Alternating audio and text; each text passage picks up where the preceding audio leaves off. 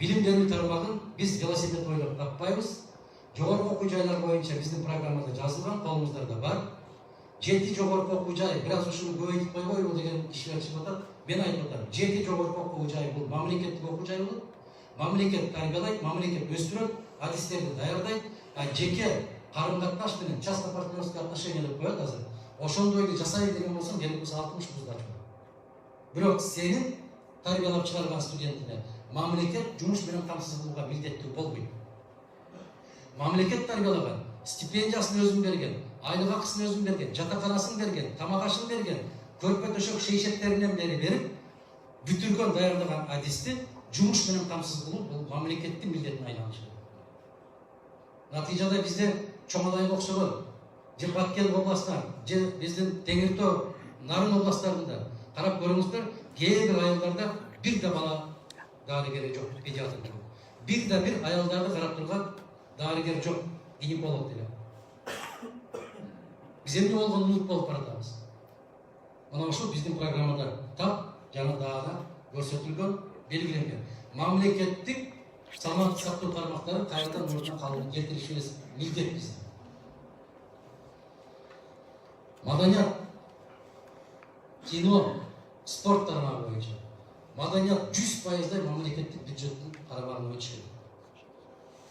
Маданиятты кыргыз өкмөтү, бийлиги көзөмөлгө алуусу керек. Көзөмөлгө алуусу керек деген сөздү туура түшүнгүлө, бүтүндөй каржылоо 100% мамлекеттин эсебинен болушу керек. Мамлекет буйрутма бериши керек. Мыкты ырларга, мыкты чыгарма, мыкты спектакльдерге, мыкты пьесаларга, мыкты роман, мыкты аңгемелерге мамлекет көзөмөлдөп, мамлекет каржылаш керек. Зарыл. Жазуучу акындарга, композиторлорго керек болсо союздун мезгилиндегидей кылып, жатаканаларын даярдап, бир буйрутмаларды берип, 2 айлап, 3 айлап ошолорду багыш керек. Натыйжада ошондой чыгармалар жаралышы керек. Бүгүн эл артисти болдук, эмгек сиңирген болдук деп питирип аткан азаматтардын баары 90-жылга чейинки жазылган композиторлордун ырын ырдап, ушул сыйлыктарды алды.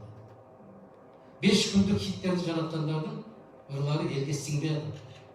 Кыйшалда бир тойдо гана бийлеп коесуңар, анан бир да сөз эсине албайт. Мына ушул жаатта мамлекет өтө катуу көзөмөлгө алуусу керек. Кыргыз киносу боюнча, кыргыз киносу жеке тартам дегенде тарта бериш керек. Бирок мамлекет жок дегенде бир жылда 3-төн кем эмес кинону каржылап, идеологияны ошол кино аркылуу жүргүзүш керек. Владимир Ильич Ленин айткан, маданияттын ичинен эң жакыны элге бул кино. Бизге эң зарылдары кино. Айрыкча 100 жыл өткөндөн кийин Владимир Ильич билген эмес да. Биздин кыргыздар китеп окумак турсун. Кичине жазып койгон эки сүйлөмдү да окуй алышын билген эмес. Ошо кино аркылуу жеткиришибиз керек деп айттым. Биз ушул салыкты булашыбыз керек, ошону жеткиришибиз керек. Биздин элибиз эмне болуп атат? Натыйжада түрк сериалдарын, Корей сериалдарын которуп, ошол аркылуу берип атат. Биз ошол аркылуу башка маданиятты каныбызга сиңирип атабыз. Ошолордун баскан турганындай болуп басканга аракет кылабыз. Бүгүн кыздардан сурасаңар, кимди жакшы көрөсүң десе, түрк сериалдардан жигиттерди айтат. Биздин баалуулуктар кайсы тарапка кетип атат? Муну кээ бир журналисттер ойлошу мүмкүн, майда сөзгө кирип кетти деп. Майда эмес, бул эң негизги маселе. Бул улут кылып сактап кала турган маселе. Бүтүндөй аң сезимди өзгөртө турган маселе. Түрк сериалдарынын, Корей сериалдарынын мыкты жактары бар. Ал эмне? Урушканда дагы бизде болуп кыйтырып бакыр урушпай, көздөрүн оодарып алып бакыр маданиятты урушканды үйрөтөт. Бакырсыздар. Спорт тармагы боюнча, кечээ биздин күрөш боюнча жигиттерибиз, кыздарыбыз керемет ийгиликтерге жетишти. Кубанычтуу көрүнүш. Биздин Кыргызстанда өсө турган гана спортту каржылашыбыз керек. Бул кайсылар? Бул ошол күрөш, бул салмак көтөрүү, бул жеке тармактары. Жамааттык оюндарда биз көтөрүлө албайт экенбиз. Эмнеге? Себеп Роналдо менен Мессиге окшоп, ыңгайы келип калган кишиге топ узатмак турсун, ыңгайы келип бараткан кишини ушул көбүрөөк болсо айыптай койсун деп аны кулатып коюшубуз керек.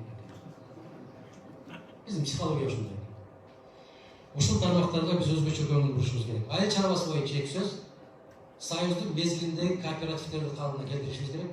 Ал боюнча биз Абсамат Масалиевич раматылык 2003 жылы 2004 жылдарында сунуштаган соңку мыйзамдардын бири ушул болду эле. Ирлештирилген дыйкан чарбаларды түзүү жөнүндөгү мыйзам. Эмне үчүн? Себеби ар бирибиз 5 сотуктан жерди алып, арыктардын баарын жоюп, тракторлар кирбей калды, жер которуп айдаштыруу деген жокко чыкты. Натыйжада эмне болуп атабыз? Аргентина менен Бразилиянын алмасын жеп атабыз. Дагы сурап коебуз, кайдан келди? Аргентинадан келди. Мына Кыргыздын кетменди саяп койсоң көктөп кете турган жеринде биз Аргентинанын алмасын жеп атабыз. Ирандын жүзүмүн жеп атабыз. Мына ушул деңгээлге түштү. Ирлештирилген дыйкан чарбасын куруу бул мамлекеттик саясатка айланышы керек дагы, аны көзөмөлгө алышыбыз шарт. Кооперативтерди, загат контораларды түзүшүбүз керек дагы. Дыйкан жазда сээп аткан түшүмүнө күздө кайда сатам деген башылыгы барлышы керек. Мамлекет өзү буйрукма бериши керек. Момунча тонна сабиз, пияз же башка нерсе сатып алат. Эгерде ашыкчасы болгон болсо, Россия деген жер бар. Өкмөтү менен барып келишим түздү, ошолорго саткан саясатты жүргүзүшүбүз керек. Ишенип коюңуздар, мен айта албайм, 6 секунд өзгөртөм. Бирок 6 айдын ичинде бул нерселердин баарын жөнгө салсам, 6 секундта келбейт бул нерсе. Токен тармагы боюнча биздин позициябыз так ачык, дагы бүтүндөй Кыргызстандын кен байлыктарын биз тең шериктик системасына өтүшүбүз керек. Биздин өзүбүздүн техника жокпу, каражатыбыз жокпу, кайсы өлкө, кайсы фирма өндүрөм, өстүрөм деген болсо, кел дагы тең шерик. Тең шерик деген эмне маселе? 100 тонна алтын аласыңбы? 50-си меники, 50-си сеники. 10 тонна аласыңбы? 5-и меники, 5-и сеники. Бүгүн биз 100 тонна алтын алган жерден канча тонна алып атканыбызды билесиздер. Мына бул жерде Айданбек мырза отурат.